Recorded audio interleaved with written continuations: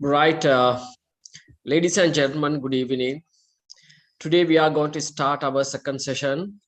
The event was organized by our committee, Public Seminar and Professional Development Committee. I, as the chairman of the committee, would like to welcome you all to the session today. So today's session is very important because of mainly the concern of our economy. So it's a crisis situation and various other issues attached to that. So therefore, we have invited eminent speakers, two speakers. One is Mr. Lahiru Jayasinghe. He's our own council member and AAT member and CA Sri Lanka member, Chartered Accountant. And also we invited Chamida Kumarasinghe, but he's a bit late today because of traffic situation. He will join us soon. So in this topic is very important because, as I said to you, we are in an economic crisis situation. Even though we know that there's a crisis that's going to happen and it's happening, nevertheless, as we are professionals and experts in the field of accounting, finance, business, we must know how to manage our business successfully. In addition to that, as a person, you and I, how should get ourselves going forward with courage, with much blessing of getting opportunities through this crisis. So stand up as a successful person. Rather, I talk about this event as we invited most suitable eminent speakers. Let that speakers talk about the topic today. For that, Chanaka is our committee member. He's moderating the event. He is a member of AAT Sri Lanka and member of the Institute of Chartered Accountants of Sri Lanka. So I would like to invite Chanaka to conduct the proceedings and this particular session on the topic. I hope you will enjoy your session. I wish all the best, Chanaka and the team, to do a good job. Chanaka, this is over to you.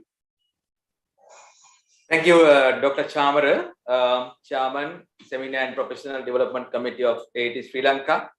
So, welcome all of you for the session of seminar series, which Seminar and Professional Development Committee is organizing.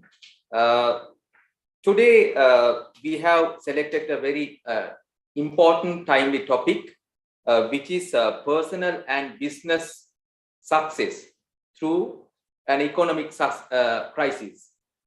So at present, we all experience difficult situation in the country, and that is economic and financial crisis that we have faced. So because of that, we thought we have to discuss about this timely topic. So we have invited eminent professionals to discuss this topic in detail. So let me introduce our one speaker today. So he's Mr. Lahiru Jayasinghe. Lahiru Jayasinghe is a Chief Operating Officer of St. Anthony's Group, and he's a chartered accountant, and also he's a council member of AAT Sri Lanka. Welcome, Mr. Lahiru Jayasinghe. Right. Till we meet Mr. Chaminda Kumarasiri, we'll start our discussion with Mr. Lahiru Jayasinghe.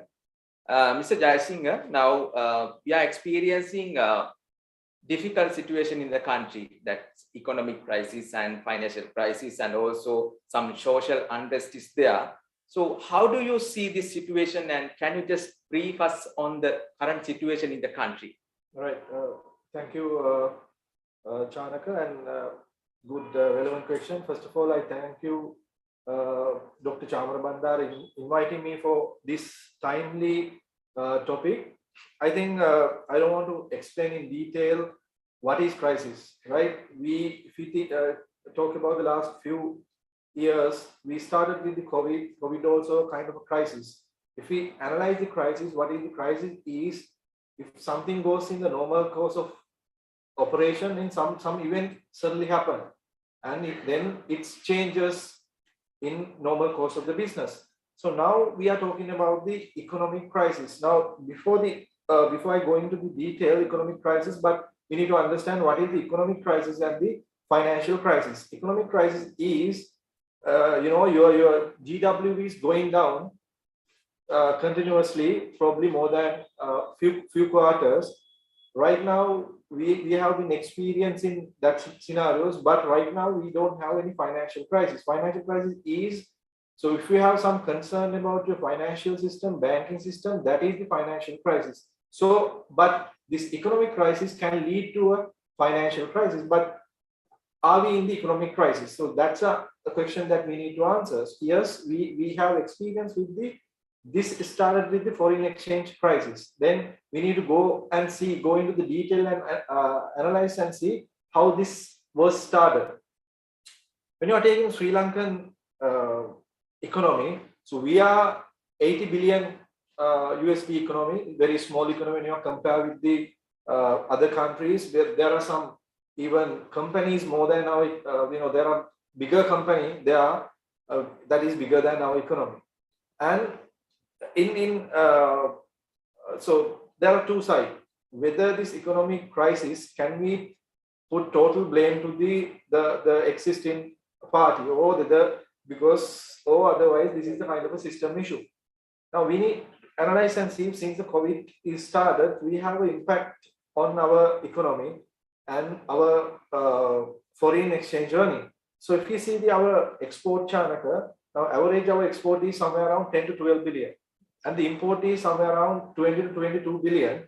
And we had this 10 billion USD gap throughout our history. What has happened is this 10 billion we finance through, or not the finance is not the correct word, fill through foreign remittance and the tourism income. Once a country hit through the COVID and the East attack, these two sources start declining. So then we have an issue of getting this 10 billion gap. So that's how this was started. Then what happened was government selected, they took some aggressive decision on the tax revenue. That's, I think, the decision that they should have not taken at that time, because if you see our financials or the fiscal policy, that's a major impact that they have created. What they have did was they have cut the personal tax and they have changed the VAT. What VAT is, the two things they have did. One thing is they have reduced the rate from 15 to 8. At the same time, they have increased the bracket from 12 million to 300 million. When you're coming to our size of the economy, or the third level of economy, so majority of income is generated through your VAT or indirect taxes. So because of that impact, our VAT turnover has been, VAT income has been reduced by somewhere around 25%. So when you're analyzing this further, because of this reduction of your income expenses will keep remain, but income is dropping drastically. Then the rating agencies came into the pictures. S&P, Moody's, and what is the other one is, Moody's, Fitch, and S&P.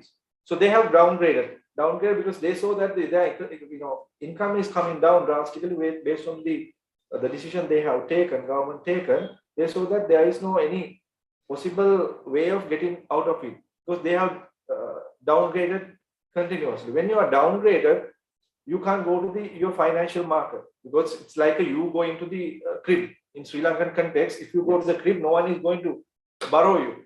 So then you can go to the financial market for borrowing. Earlier, what has happened throughout our history, we took, when you want to pay some loan, we took the loans and settled that loan.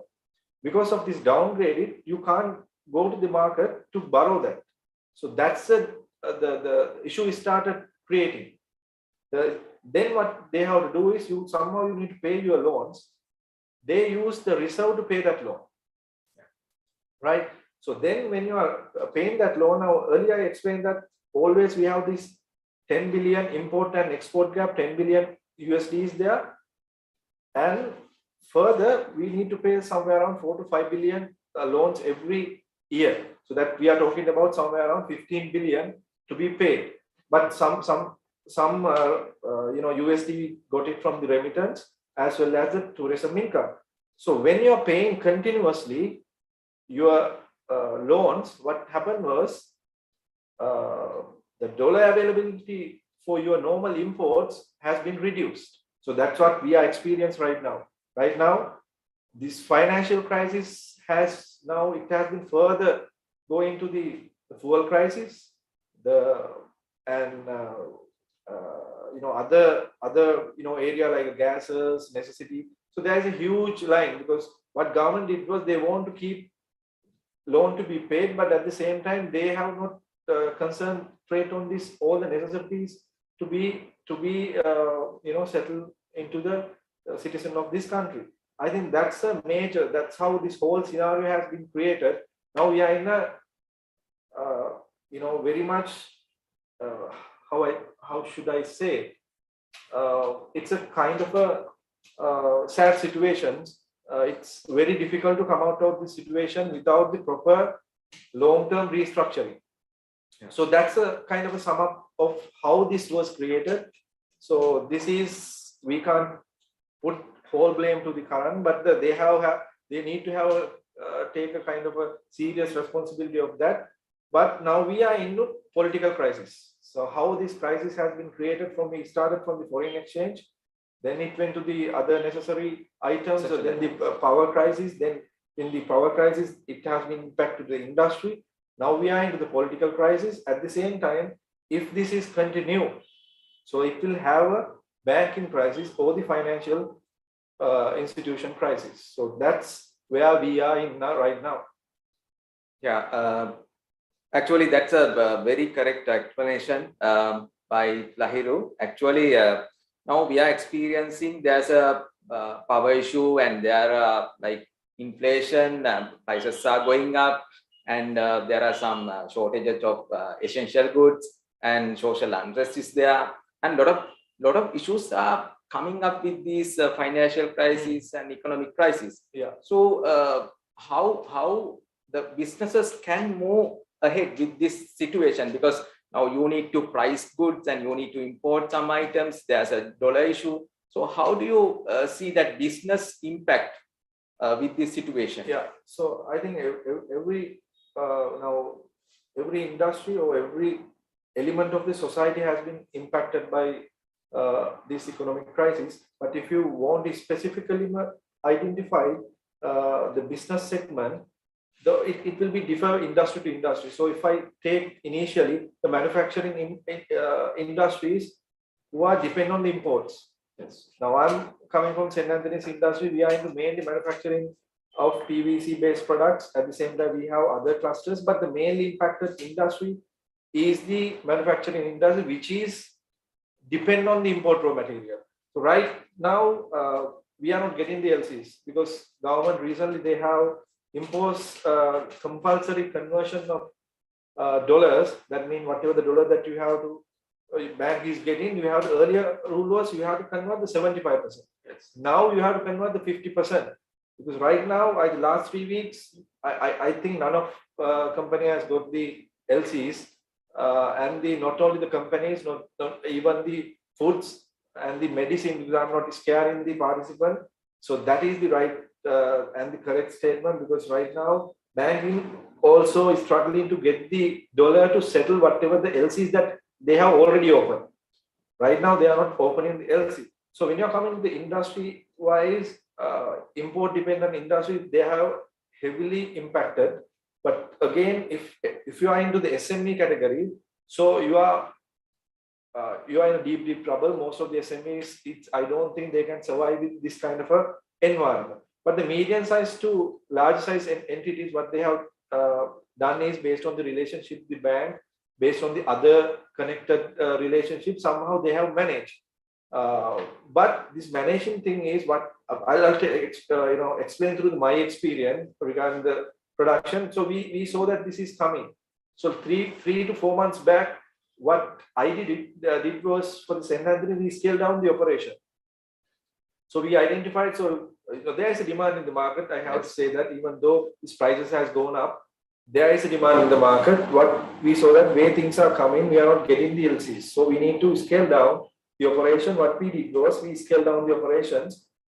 We reduced the production capacity to 40%. Right now, we have our factories running at the 40% capacity because we need a kind of a sustainable production over the sales, because we don't want to run 3 months and to close down the factories.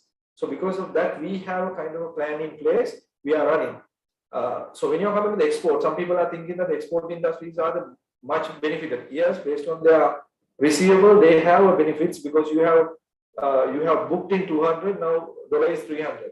Your exchange gain is there, but the sad part is your cost also going up because you are manufacturing or your whatever the things you are doing internally. So you have to price accordingly. When you price it and you go to the international market, your product might not be competitive. So that's a challenge again we are going, because it's kind of a cycle. If your product, you have to compete with the other countries. If your product is not competitive with this cost structure, some other players will come into the picture. Then what about our export? So we are expecting export to grow somewhere around 15 to 16 billion in next year. It won't happen.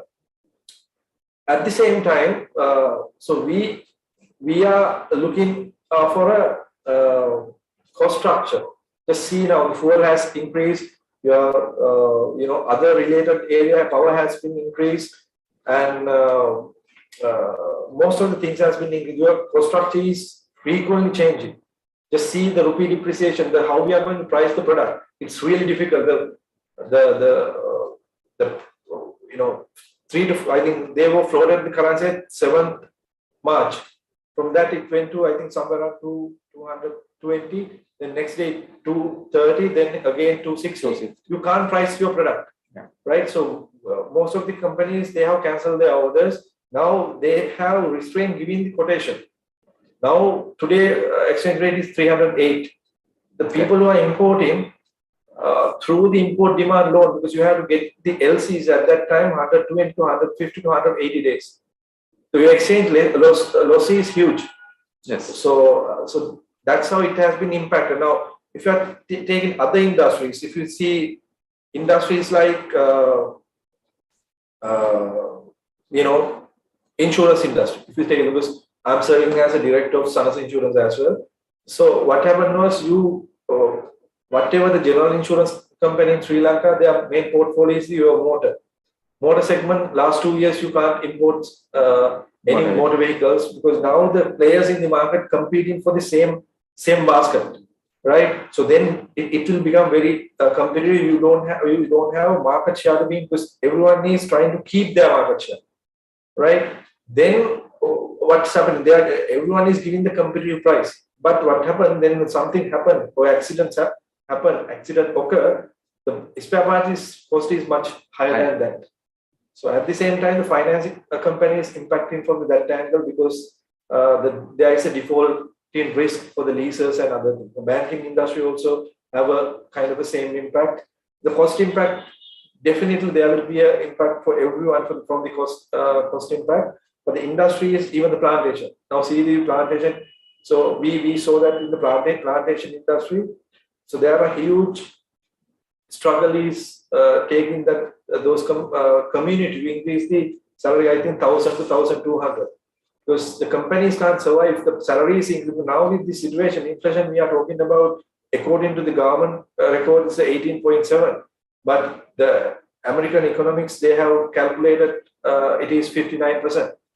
Inflation is 59%. Easily, if you explain this inflation, that means if you have a $1 million FD in your bank account, 1 month bank, now today's worth of that FD is 400,000. Yes. That is the easiest way of explanations, because some of the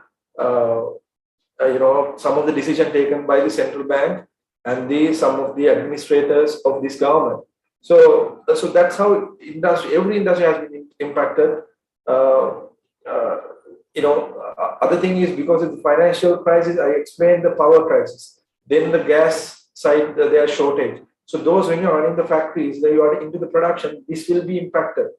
So it's very difficult to to run the factories, but you need to have your own strategy. Because likewise, you can't have a 5-year strategy and come and say that no, this is strategy. So every day is a new day. When you are going to the office, so yesterday I think exchange rate is 294.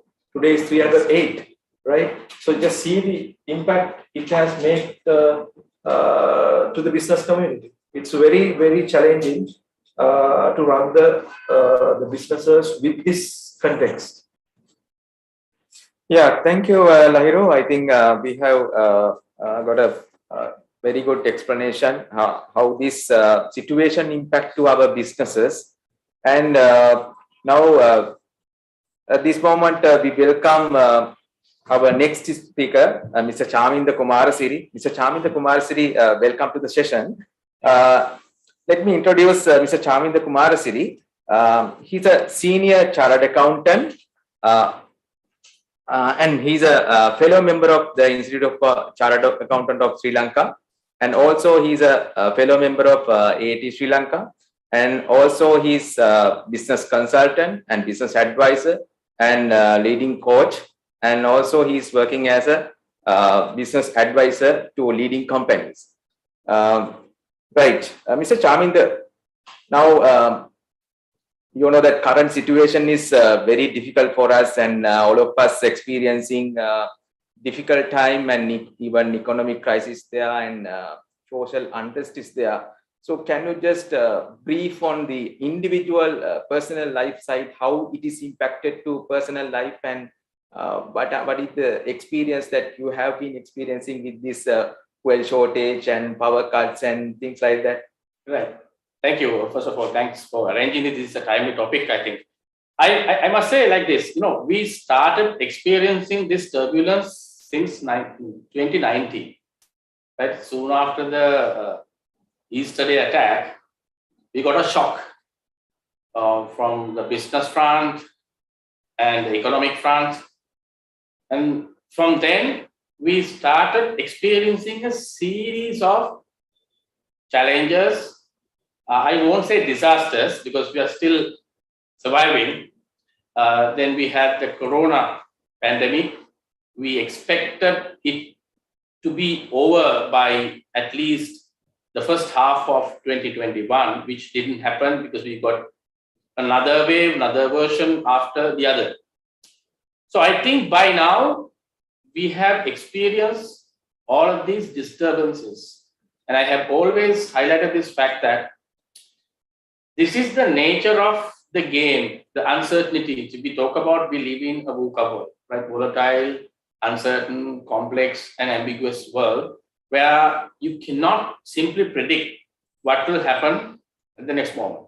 So here today, even I'm supposed to be here. I was supposed to be here by 5:30, but I had to face some challenges because I was working on another important project. At this point in time, we need some dollars to the country.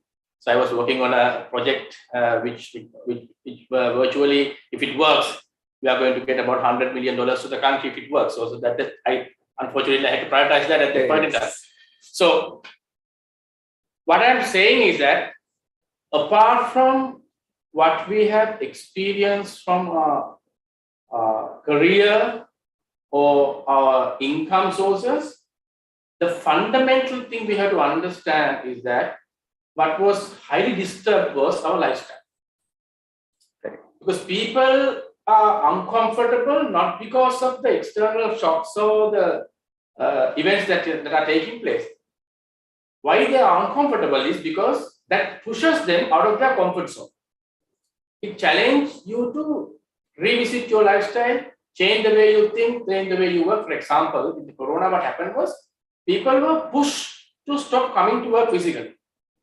Right? You are asked to work from home, right? So you don't have your usual routine. You wake up in the morning, have your breakfast or whatever, then get into a bus or your office vehicle and then come to work. You say hi to everyone. You have the office atmosphere, you have your routine, and then you get into work. So all those things got disturbed, but it did not stop you working, by the way. Right? It allowed you to work from home. It allowed you to continue to a certain extent. But what was challenging was to adjust to this lifestyle. And the same continues even personal life and official life. Even up to now, that's what we experience. Now, the form of the challenges keep on changing. Earlier, our challenge was not being able to physically go to work. We didn't realize that economic shock to that extent initially. And later, we realized that our income sources are getting dried up. And then we found it difficult to manage our personal finances. And then it goes to the next level. The next level is environment become tough. When the government cannot supply the essentials to the people. That is even more disturbing than that. Now, today, the most disturbing thing is that because there are two fundamental things in today's context we require for anyone to survive or any organization to perform. One is your connectivity, right? And second is energy. So connectivity and energy are two fundamental things in today's context, which will, as you all can see, it drives almost everything. Right? Okay. Energy in the sense, energy will affect not only your lives, but also your transportation. You see the transportation disruption. As a result, you can't move things from one place to the other. You can't move, right? So I think this is something that we all have to realize as a country as well as individuals. What are your priorities? We talk about essential, we take food, shelter, clothes. We can live without clothes in today, right? Yes. You can manage at home with remote access or whatever, but you can't live without data or connectivity. You can't live without energy. So I think we will have to redefine all these priorities. I think that is what people do not realize sometimes because we still try to live in our usual old lifestyle. So when we talk about new normal, it is not just you are expecting a different world around you. It is also about you defining your own life cycle. You defining your lifestyle. You redefining the way of thinking in the first place, and then you redefine yourself in terms of what you do and how you work. Even you have to revisit the way you operate in the organization. Revisit the way you manage your family, right? Everything. So why people are disturbed the most is because they get this shock. That's what my feeling. In my case, if you ask me, I'm of course as a person I have always been advising companies, dealing with it, and realizing this uncertainty because it's part of the game. Right? It's not a show. The second important thing I want to highlight at this point in time is let the crisis be outside. Don't get the crisis into your head. The moment you get it inside your head, you won't be able to manage it. Because they say when you are in a crisis, you have to have a warm heart and a cool head. Why do you need a warm heart? Is there are a lot of people affected. There are a lot of stakeholders affected. Right? You need to have that warm heart to understand what people go through, understand the other people's pain. So, for example, when there is shortage of goods, people run to the supermarket and they try to get everything for themselves. Right? So you have to have empathy, right? There are so many other people. I saw a nice campaign I think in Australia or something for toilet papers, right? If you buy one, it will be around $2 or something. If you buy two, it will be around $90. So that's something indirectly you are giving that signal, right? Give something for others as well. So that's why you need a warm heart when you are in a crisis, right? Feel the pain as much as you do. There are so many other people. And people like us, we have to be thankful that we at least have the essentials and we can manage.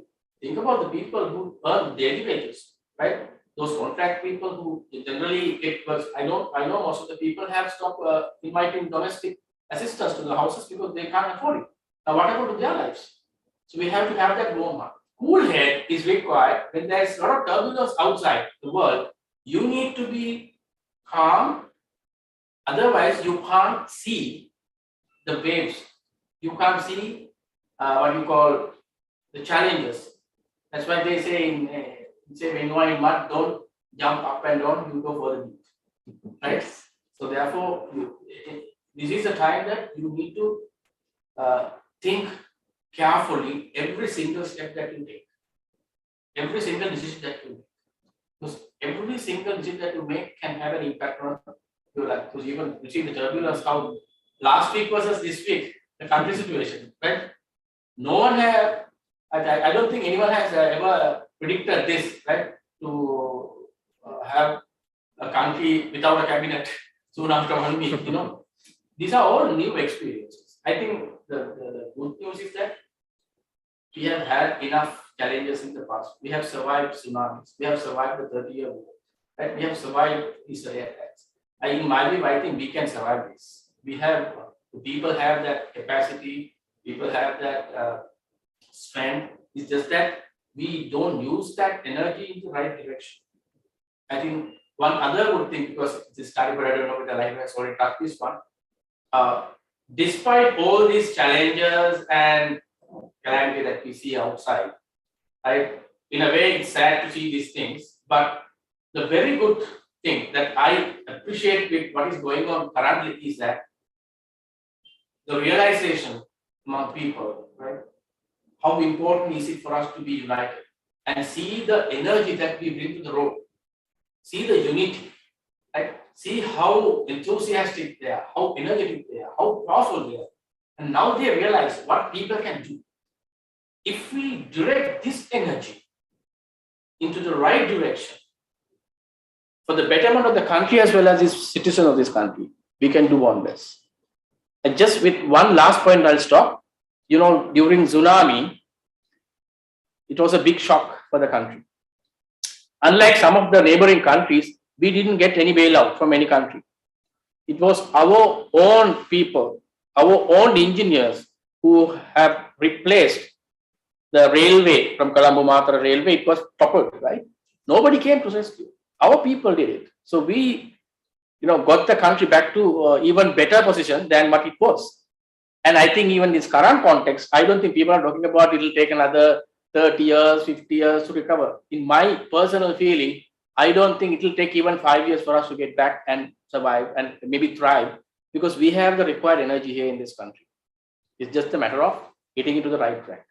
With the right leadership, I don't say, when you say leadership, it's not about the president alone. At all levels.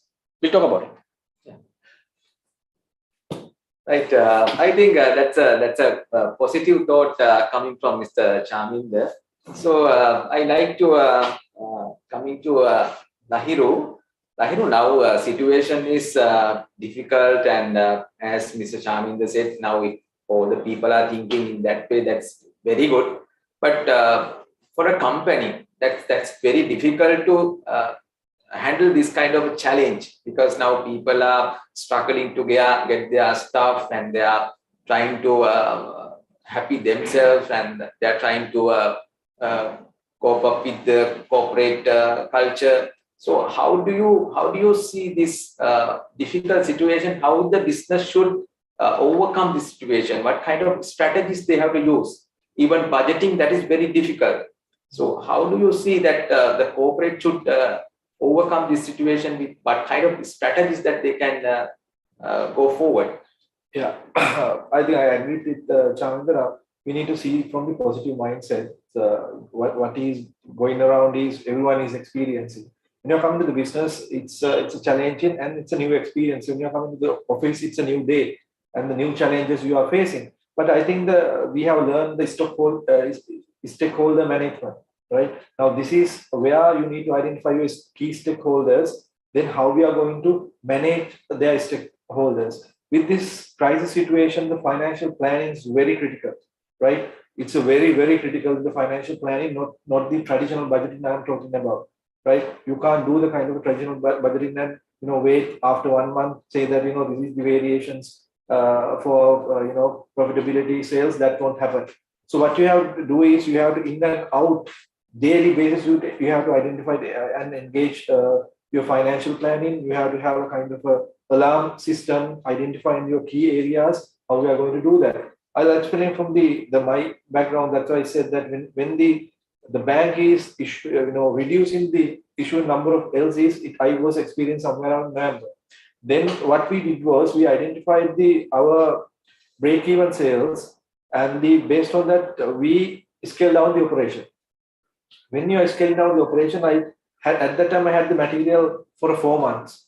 So now it planned for 10 months, right? At the same time, we planned the factories to run at the 40% capacity. And if it is come, we have a 3 level of budgeting. Scenario planning has been done. Based on the scenario planning, you need to identify your limiting factor.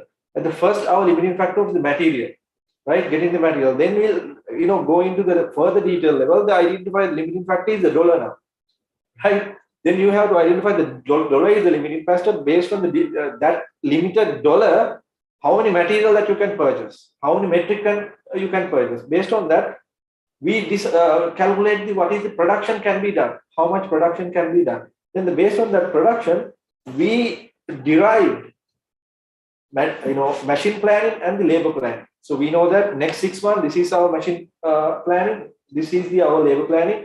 From this point of time, because one of my companies import 95% of material are import based, right? So that detailed planning was done. Then we given the instruction to the salespeople, they can only achieve the 100%. Earlier, the situation is different. We are saying that we are pushing the sales. We need the market share. You go and achieve whatever the possible way. Now we are saying that you stop at 100, you get your target. You can't go beyond 100.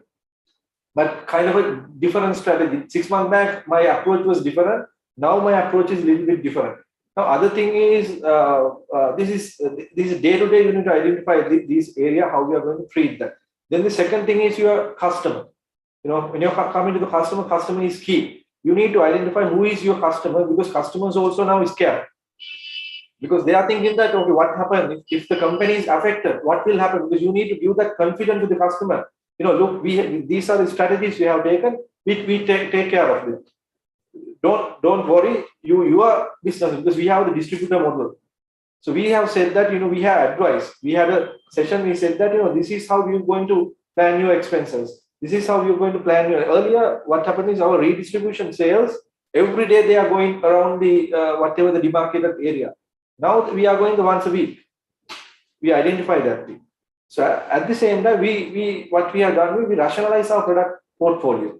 We are not, earlier, if I take one example, we are manufacturing the roofing. Earlier, we had the 4 colors. What we did was identify what is the fast moving item. We limit it to the fast moving item. Because right now, we are not making the stocks to the production to the stocks, right? So those are the changes you need to take. Then other thing is the people. I think Charmin correctly said, keeping the right mindset. Now, when you're going to sleep, you don't have the current. Sometimes the electricity is not there. So to have a drink, milk or the dinner or lunch, you might not have a gas. You might need to be in the queue. When you're coming to the office, there you all the time you keep see the long queues. So in that mindset, people tend to be negative. What you have to do is in HR perspective. Now we talking about the AI. Now I think the most of the time we need to use the not the artificial intelligence. You need to use that digital transformation need to be happen. But at the same time, emotional intelligence. How you treat with the people. Now people who are getting less than 50,000 salary, this movement is very difficult to survive. In that case, how we can keep their morale, the financial, how we can treat them well, that we need to think about. So those are the main thing that you need to think. You need to think about your customer. You need to think about your staff, and you need to do that confident. Because if you are a leader, if you come and say that no, look here, LC is not opening. Can't you see the country situation, this and that. So they also get down. Their morale is going down. So you can't act like that. So that's why you want to be a leader. You want to be a role model. So cater those issues, because a different level of experience. Charmin explained correctly. We having so many shocks. We see few years we are having so many shocks. But I'll tell you, since once few days back, or month end over, so we recorded the highest ever profitability. It is 6 times more than whatever the profitability we recorded in last 50 years, right? So with this challenging environment, we did it. At the same time, we are going SAP go live by tomorrow, right? SAP, but these things need to be happen, because this volatile environment, it will be there. If you see that, if your strategy has to be changed, it won't be a direct kind of a strategy. So those has to be changed based on the environment. It has to be changed daily. Has to be some more of the things need to be changed weekly. So those are the things we need to focus. Then you touch upon budgeting. So this is, you can't do the, traditional based budgeting here. I explained earlier also, but you need to have a kind of a scenario analysis. What kind of a scenario will be there? Based on the scenarios, you can see, okay, this is the right approach is going to be, right? So likewise, I said that I have identified the limiting factor based on the dollar availability. So if the bank is giving this number of dollars, I apply that plan. The plan is laid down. You need to apply. You need to, execute that plan. So, but critical situation, everyone is experiencing this toughness, but you need to be positive. You need to see the positive side. At the same time, you need to identify what are the risks need to be there and evaluate daily and attend it daily and always spread the positive vibe with your customers, suppliers, and employees and go for a target. But we'll hope with this situation, with the leadership, good leadership team, we have the right. I think I agree with 100% with Charminder, because we have the right talent. Everyone has to, because I saw that somewhere we blaming the government or the politicians, because we need to think about actually what are the things we have we done everything correctly, because there are if you think from your point of view, there are so many things you need to correct yourself first. Every citizen in this country has to correct that thing.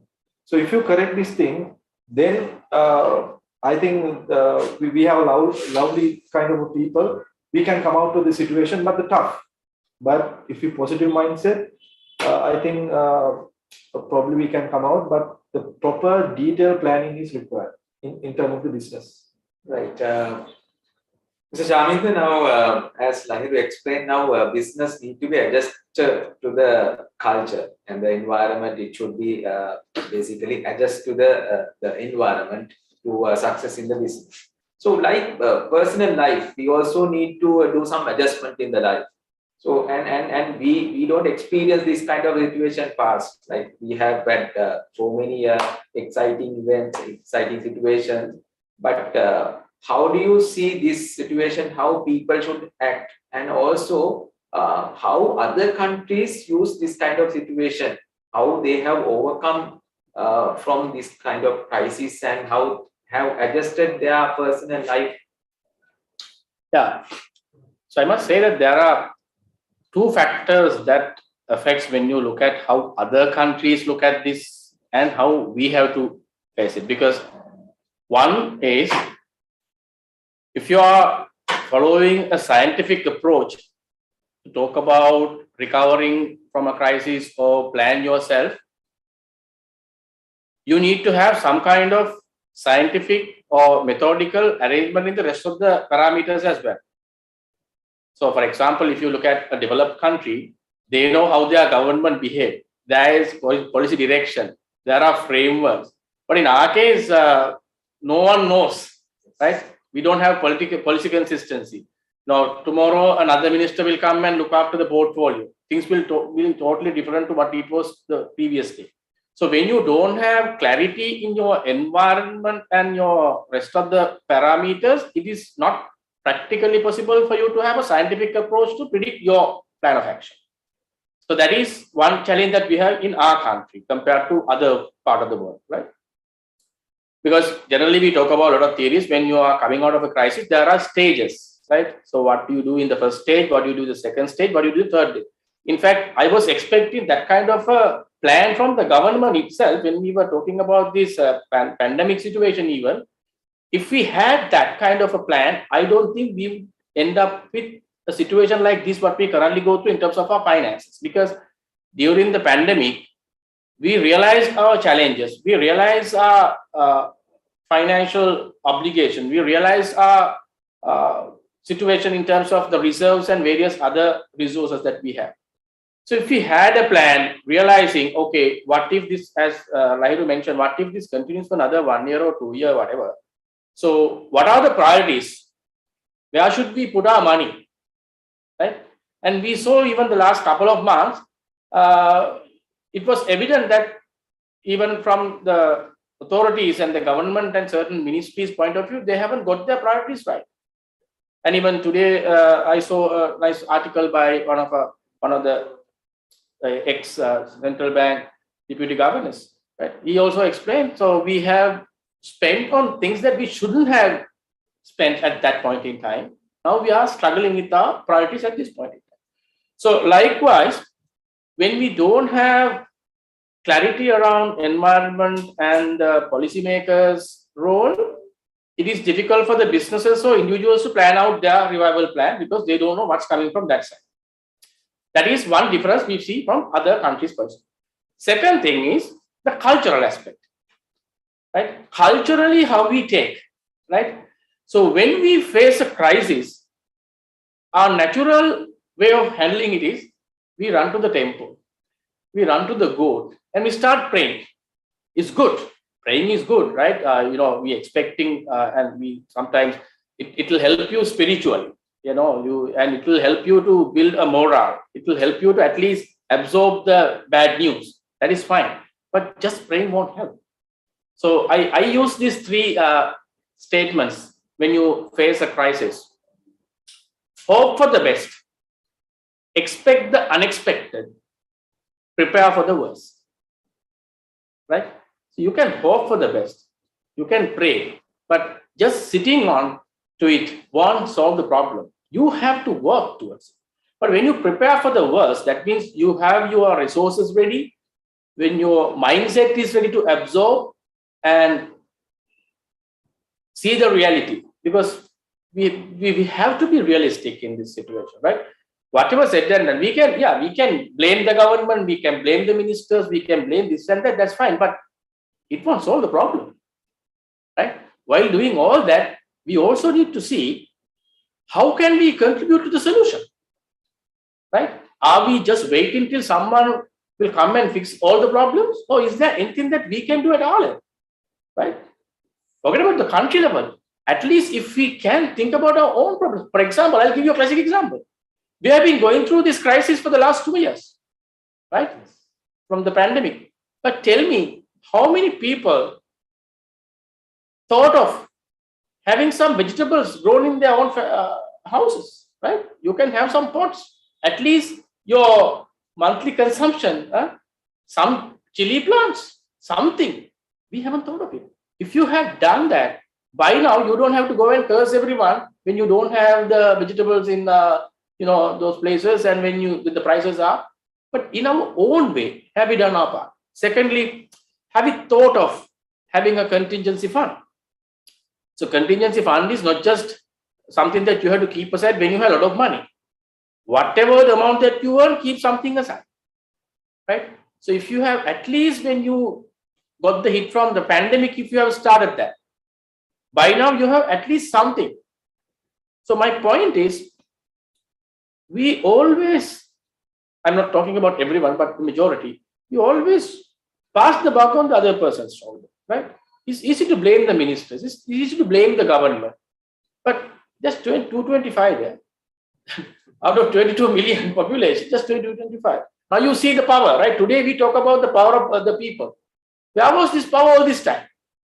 Right? If you have used this power in the right direction, I don't think as a country we would go to this level.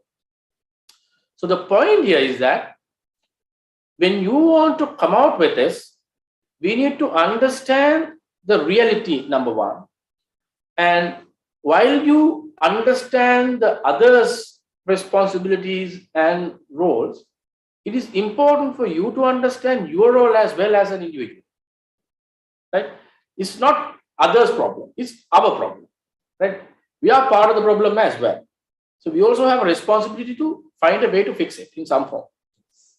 If we go with that mindset, I think there is some positivity in that, because if you go with that mindset, you not only look at solutions for yourself, you then start realizing is that for me to get out of this problem by being selfish, I can't do this. We have to collectively elevate the system. Right? So that mindset is important, because we are not trying to live alone. We are interdependent. Right? We have to build a society. We have to build a country. And by the way, there's another concept I would like to highlight here. This entrepreneurial mindset. So entrepreneurial mindset is something different to entrepreneurship. Right? Entrepreneurship is all about you trying to start your own ventures and all that. Let's park it for the time because that's not the discussion today. But this entrepreneurial mindset is that you try to look at things when you are working in an organization, and when you look at even at the country level, you understand that this is my business, this is my country, right? I own this. If you own this, how do you protect it?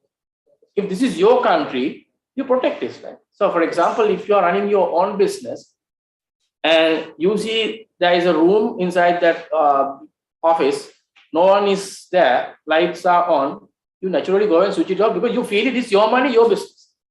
But if you are working for an organization, you're just an employee, you don't care because you are working in the HR department, you see in the finance department, lights are on, you just pass it. You don't feel it. But you have that entrepreneurial mindset. Even if that is not your problem, you feel that there is a waste, right? It will affect us as an organization.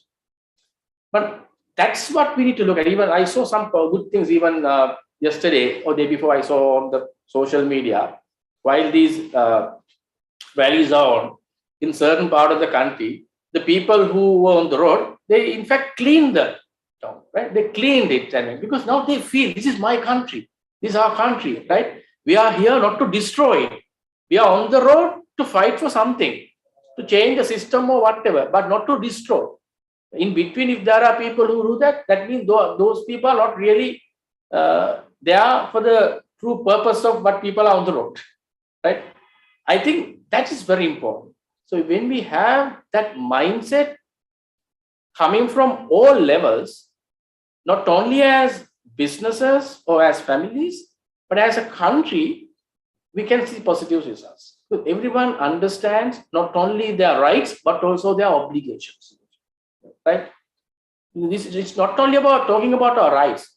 There's also an obligation for us. Because this is our motherland. When we talk about our motherland, our country, don't destroy it. Yes, we also have a role to play in that. So I think the point at the end of the day I want to highlight here is that don't wait till someone comes and fix our problem, right? There is something that you can do at your level, however small it is, do it, because it will have a cascading effect. That's what we see even in the current situation, right? You can say, what can I achieve if I go to road? I'm just one pan. But if everyone thinks like that, things won't move. Now the majority is thinking in a different way. Let us go to the road and let's see how far we can change it. Now we can see the result. I'm not saying everything is right. I'm not saying everything is happening the way it should be, but what is happening, we can see the results. So it's just that we all need to connect the dots and we all need to come to a common understanding and understand the priorities. I don't think we can, turn around this country if we don't have that mindset. That's what I'm saying. So mindset is number one. So that mindset has to be inculcated at all levels. And there's a big role, I always say, for those religious leaders, right? Rather than getting into politics or, doing business, they also have a role to inculcate that mindset in the minds of the people, why we need to be united, why we need to do our part, and why we should not be worried about what others do. As long as you do your part, things will come out, right? Even in the morning, I had a session about the responsibility. I talk about the taxes, right? We always blame about the government, and then how many of us actually pay taxes accurately, right? So these are all part of the game. I can give you enough examples. So yeah, so that's the point. So to answer your question in simple terms, getting the mindset is number one. That is basically understand the reality as it is, right? Don't sugarcoat the reality, because that's another thing that our leaders do. And this is a mistake even the government did. I blame the government on this as well. When you have problems, you hide it and you sugarcoat it, right? Everything is fine, we have money, everything is fine, we have money. That was a song we heard till the last minute, right? Then all of a sudden they say we don't have money. So it's a shock for the people. You should not do that. Even at organization, you should not do that. If you have a difficulty, if you have a problem, be open and transparent about it. Let's talk about it. Right? If you talk about it at the right time, probably all the people can come together and search for solutions. And you can get your priorities right. And that communication also is important at the leadership level to tell the truth, discuss, and come out with a problem. Unless you have something to hide or cheat people, which backfires on you, which you can see now what's happening. And then the people need to understand their obligation as much as they fight for their rights. Then you prioritize your actions. And also, one last thing I will tell based on what Nahimi also said, from a business's point of view, we are now on a survival game. Forget about the growth. Now the game, the nature of the game has changed, right? Now it's about survival. How you survive, how you keep your nose above the water until the dust settles. So in that case, you have to make certain sacrifices. You have to modify your business. You can't run the same business the same way you did. You have to downsize it. Understand your priorities, right? Cut the corners. See what are the things that you need to prioritize. What are the products you can reasonably cater to the market, and how you manage your resources. And that's what exactly they have done, right? So in that sense, you are not going down. You should not see it as a negative thing. You are just scaling yourself down to navigate through the difficult time. And then once you pass that, you can come back. But if you try to continue in the same scale, probably you won't run so long, right? So you might get stuck in the middle. Your cash flows won't be able to support it. That is also important in the current context. Actually, I think we have got very good messages from Mr. Chaminda regarding the individual life, how we have to behave and how people are behaving now. So many individuals are thinking their responsibility and they are taking correct actions and they are adjusting to the situation. So I think that will be a good move. And also we have limited time, so we have to end this session now. So if I talk about Nahiru's explanation on the business side, I think you can take a lot of information about how you need to act. What is your responsibility and how do you have plan for your business success? So I think that's very useful, and hope that you will further think about this situation and how you should act for overcoming this kind of a situation and to get best results. I think we had a very good discussion. Thank you very much, Nahiru, for contributing this session today.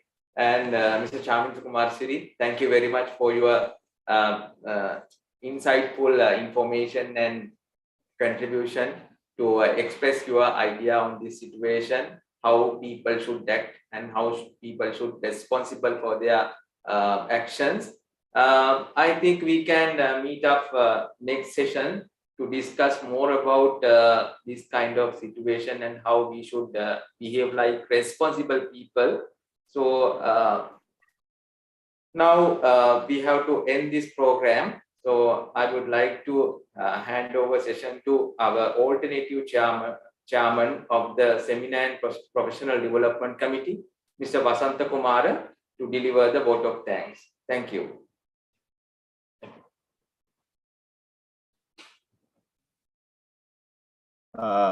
Thank you, Chanaka. Good evening to all of you.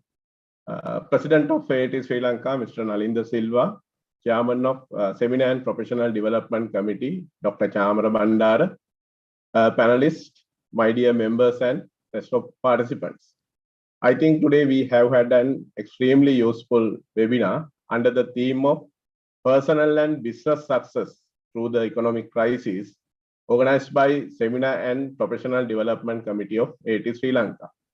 This wonderful seminar will be definitely beneficial to our member.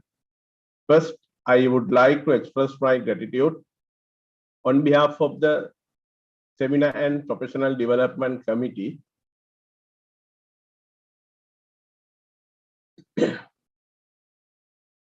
Today, our panel members who bless us with their presence and took out valuable time of your busy schedule. Panelists today are Mr. Chamindra Kumarasiri, Edupreneur, Management Consultant, Corporate Trainer, SME and Family Business Advisor. Mr. Chamindra Kumarasiri, you did a great job. Thank you very much for your contribution. Next, I would like to thank Mr. Lahiru Jayasinghe, CEO, St. Anthony's Industries Group Private Limited. Mr. Lahiru Jayasinghe, thank you very much for your contribution. Next, I would like to thank our moderator today, Mr. Milan Chanaka, Head of Finance, Bartlett Securities Private Limited, as well as he is our committee member of the Seminar and Professional Development Committee. Thank you, Chanaka, for your contribution. Next, I would like to thank President of AAT Sri Lanka, Mr. Nalinda Silva, Vice President Jagat Pereira, and all other council members who support us to make this event in grand success. And also thank CEO and staff of AAT, management of AAT, for giving these facilities to conduct this event successfully. In addition to that, I want to thank Chairman of our committee, Dr. Chamara Bandara, Secretary, and all other committee members for coordinating this event successfully. Finally, I want to thank all the participants for their active participation in this event. Finally, I want to thank again all the participants and thank you very much for your participation and good night